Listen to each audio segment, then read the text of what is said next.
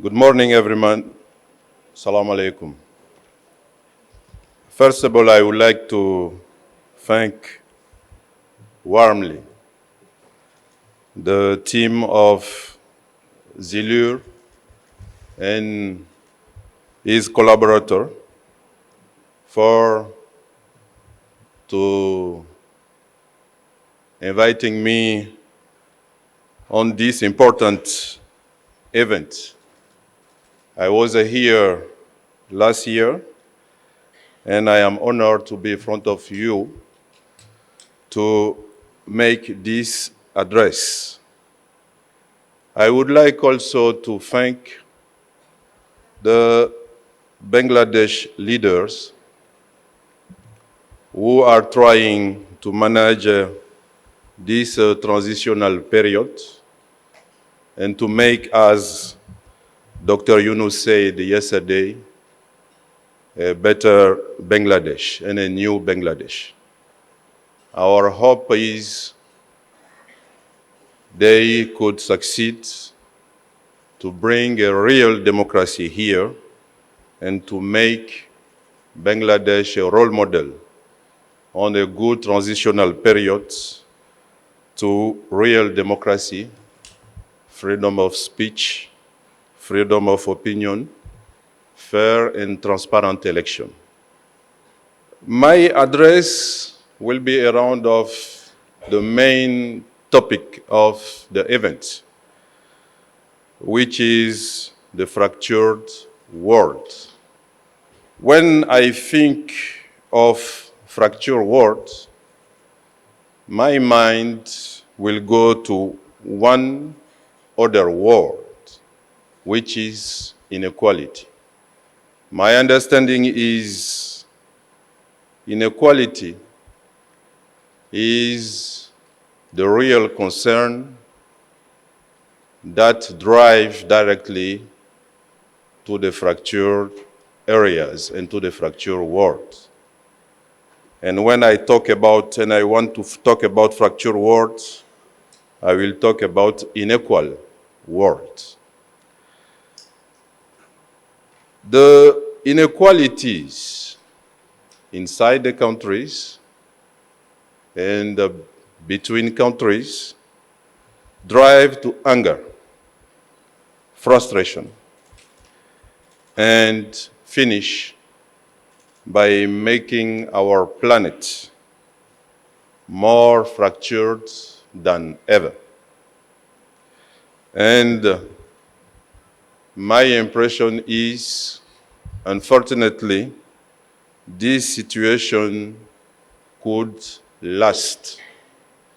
Could last because the global trends now are more to elect leaders in favor of closing the borders. The global trends are more to elect leaders more close to populism, nationalism, than international cooperation. The global trends are more to elect leaders who are mostly against than for. If you look at where the elections are organized, people are more voting against than for. Against migrants, against international cooperation, against globalization, than for hope, cooperation, prosperity, collaboration. This is, unfortunately, the global trends. And the global trend also are to retain as model the strong men instead of those who prioritize the empathy. The global trends are again to retain leaders, so-called patriots, focus only on the interests of their countries instead of trying to solve the global issues. I am afraid of these realities we are facing. And this reality will be the time of deal makers instead of strategists. Deal makers means for me leaders only concerned by the short term, their term, instead of the decades which are coming. This is sadly the global map. And I think, I am afraid, it would be the global map for the next coming years, even the next coming decades. My address will talk about this issue in 3 chapters. The first will be about inequalities fracture the world, how and why.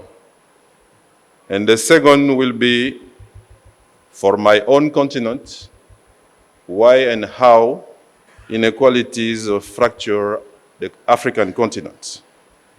And the last chapters, I will propose some small ideas to try to mitigate, to reduce inequalities in order to make a better world and a world less fractured than what we are facing. The first about inequality fracture the planet. I am going to give you some concrete examples about that. The first is about the climate issues. As you know, we are now seeing what is going on in Baku about the COP29 and how hopeless this COP looks like, unfortunately. The developed countries, as you know, I am sure, have been contributing for more than 90% of the global emission of greenhouse gas, while the developing country, poor countries, suffer from the impact of this issue. At the same time, the international community, the global world, is not able to find a way to mitigate at least the impact of the climate change on the little countries, on the poorest countries.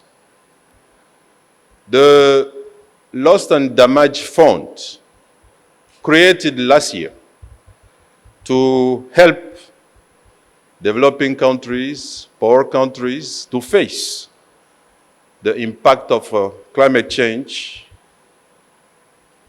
has got only $700 million.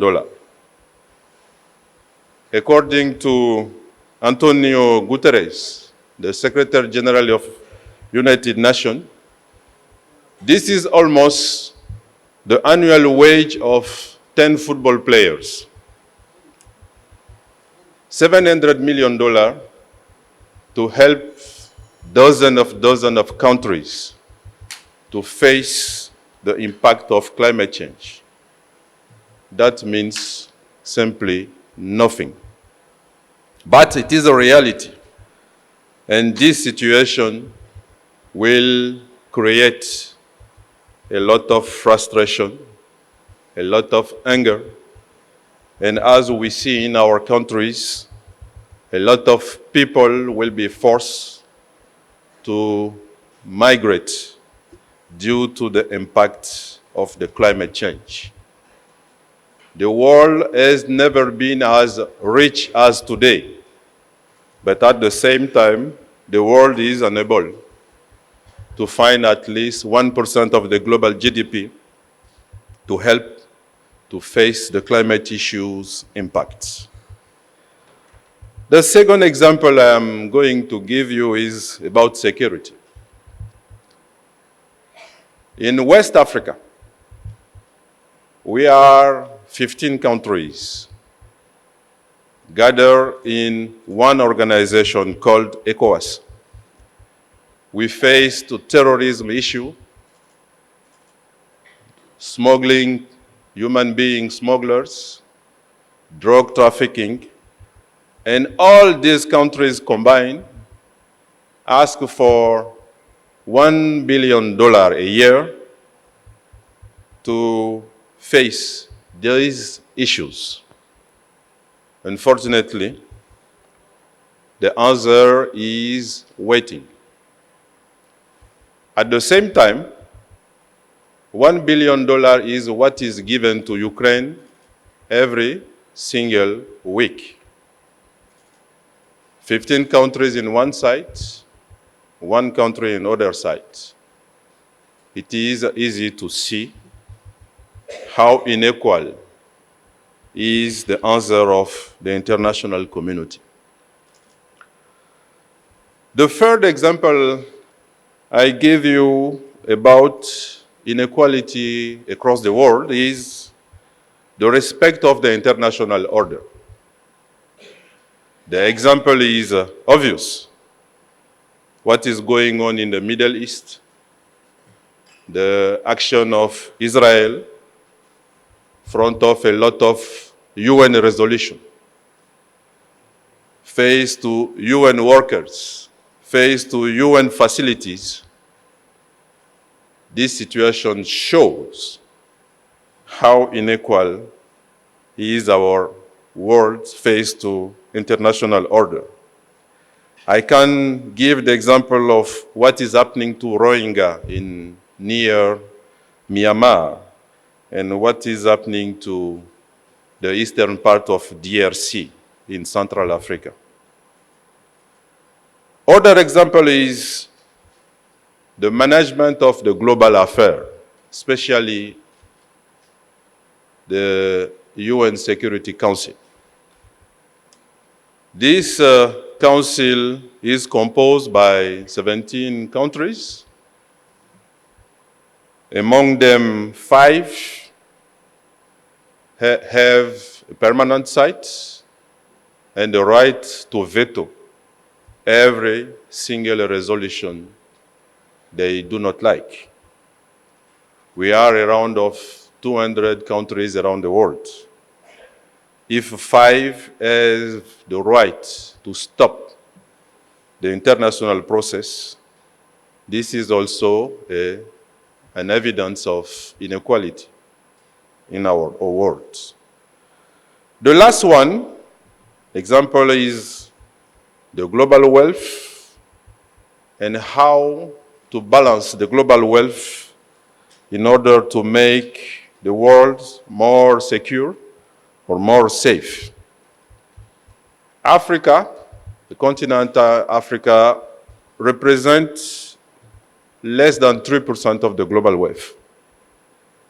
At the same time, Africa hosts 16% of the global population. That shows how it is urgent to try to help this continent to overcome the daily difficulties the people are facing inside. And at the same time, we see every year hundreds and hundreds $billion escaping from Africa to tax-haven areas, to developed country, international bank, due to the behavior of international big companies. And we have to deal with this issue to help this continent to escape from his destiny of poverty. Coming to Africa, very precisely, I will give you some example about why and how inequalities fracture the African continent. The first is the lack of integration, economical integration and political integration. The African continent is composed by 54 countries. And this country, the majority, were colonized by Western countries. And 60 years after the independence period, unfortunately, African countries have not been able to overcome the colonial division. Today, the African countries, most of them continue to have more relationship with former colonial countries than the neighbors. And this situation maintains Africa on the stage of colonized area, unfortunately. Only 20% of the trade, African trade, is inside Africa. Compared to Asia or compared to Europe, it is far from what we need to strengthen the economy and to help Africa. The second example of inequality across Africa is the inequality between African countries. As I said, we are 54 countries, but 5 countries, Nigeria, Algeria, Morocco, South Africa, Egypt, represent around 40% of African GDP. And 10 countries, if we had Kenya, we had Ethiopia and other countries, 10 will represent around 70% of African GDP.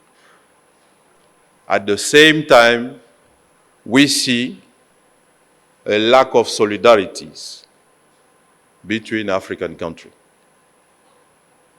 We have an oil producer, a heavy oil producer in Africa. At the same time, we have a huge shortage of oil in Africa.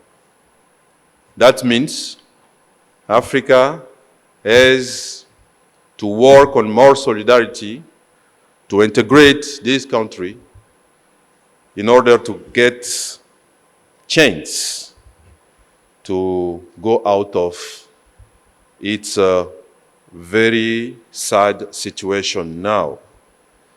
The third example I am going to give is about inequality, this time inside the countries. I think it is the same maybe here in Bangladesh.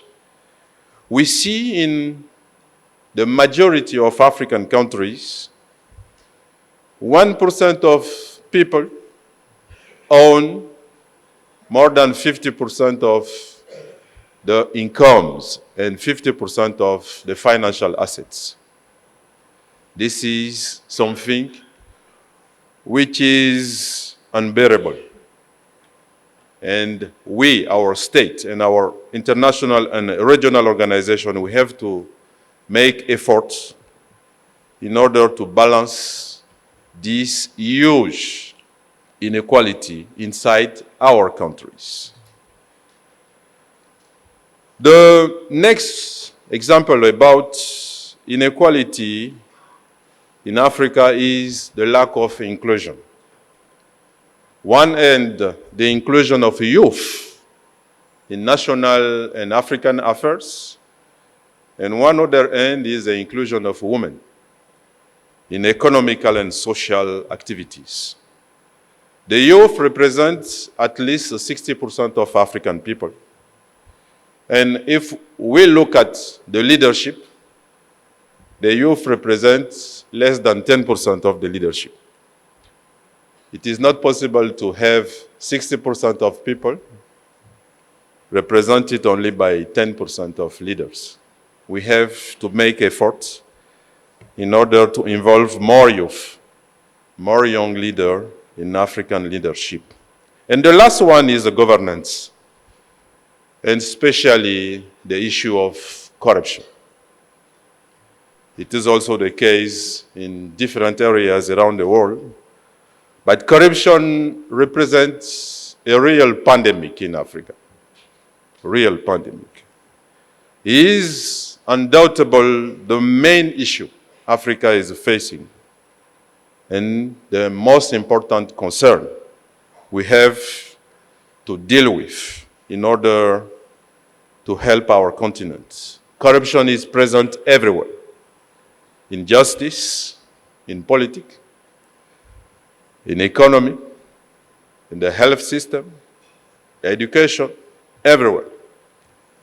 And this situation drives to anger and frustration inside the country. And this situation explains how the terrorism issue is so present in Africa.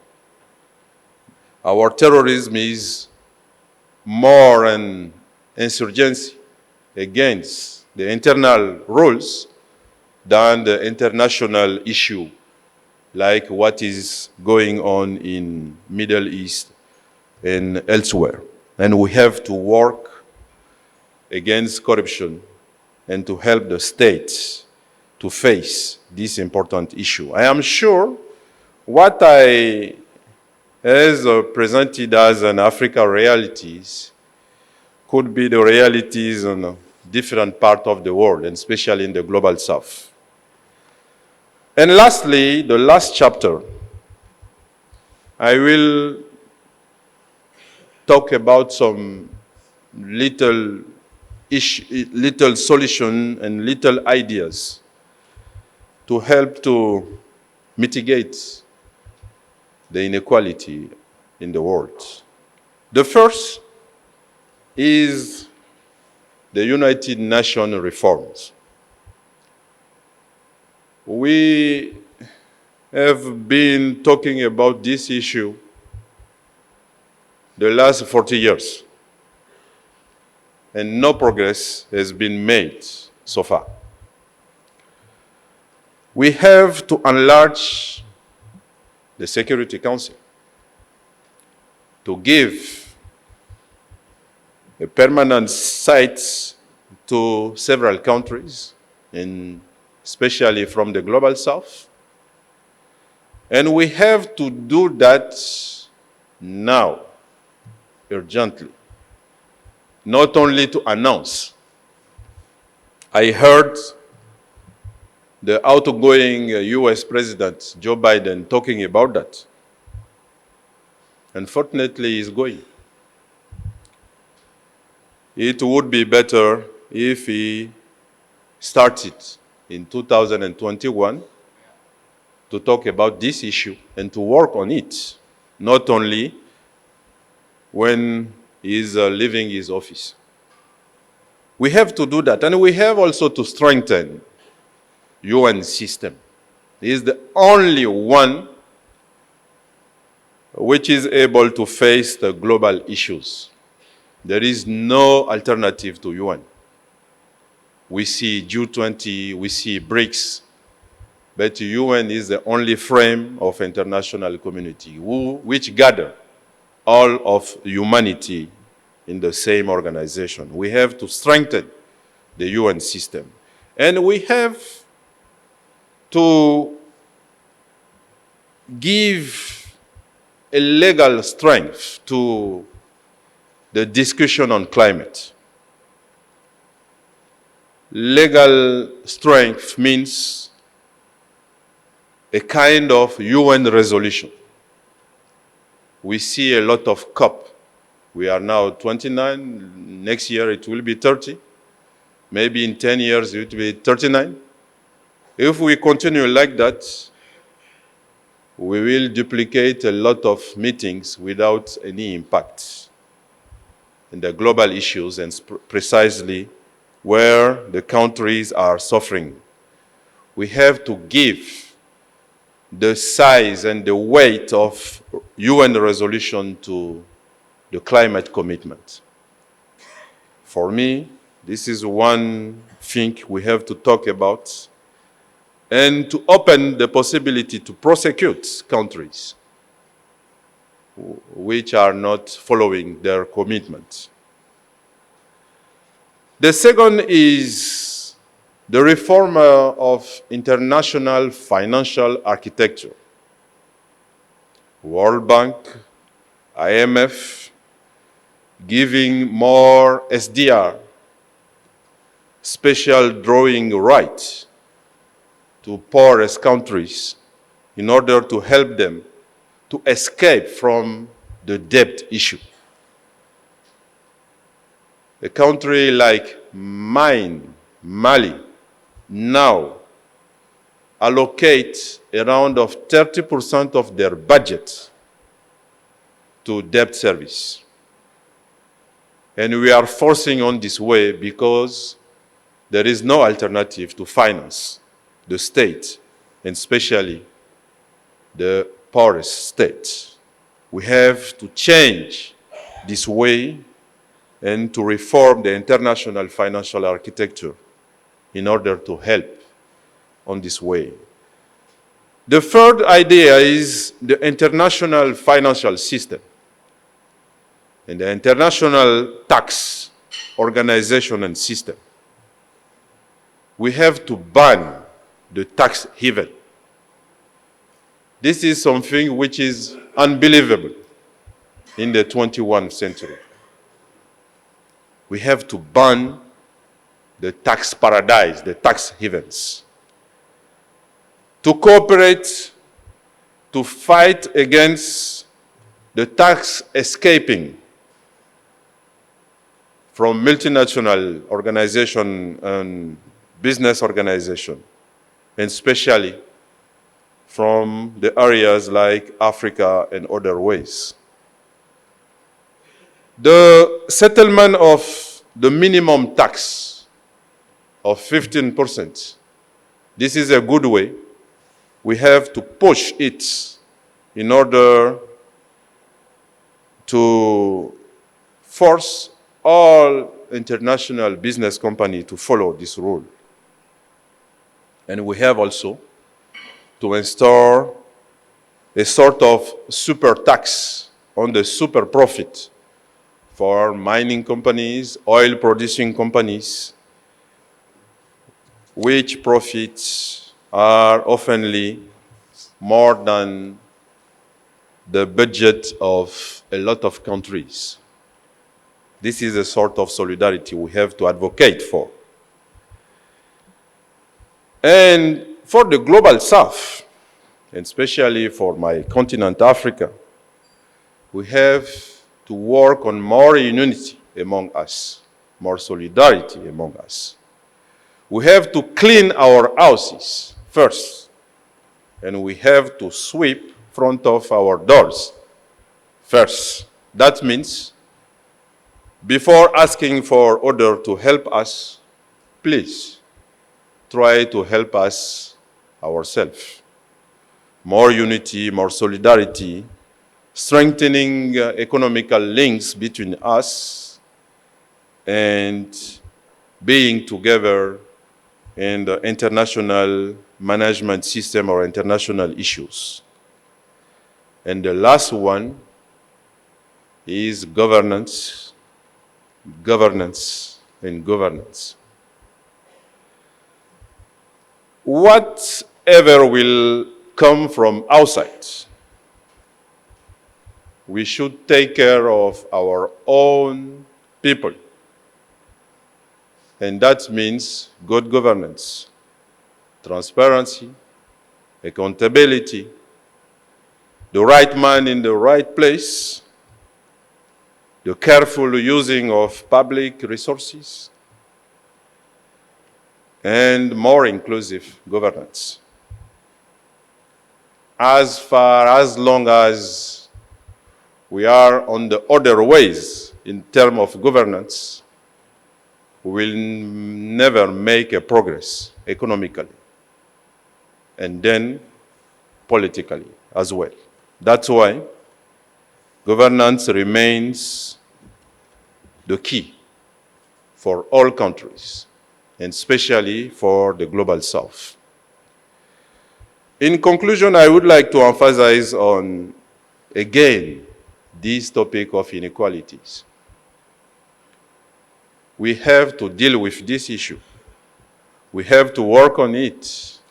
We have to do it internally inside our countries. We have to work on it on our regional bodies and in our continental organization. That will help us to be more visible, more vocable, and more reliant to talk about global issues and to talk about solidarity and to talk about how to mitigate the fracture which is threatening the international order and the international stability. Ladies and gentlemen, this is all things I would like to share with you, and I hope we will be heard outside this room and will be heard in different continents. Thank you very much for your listening. Thank you.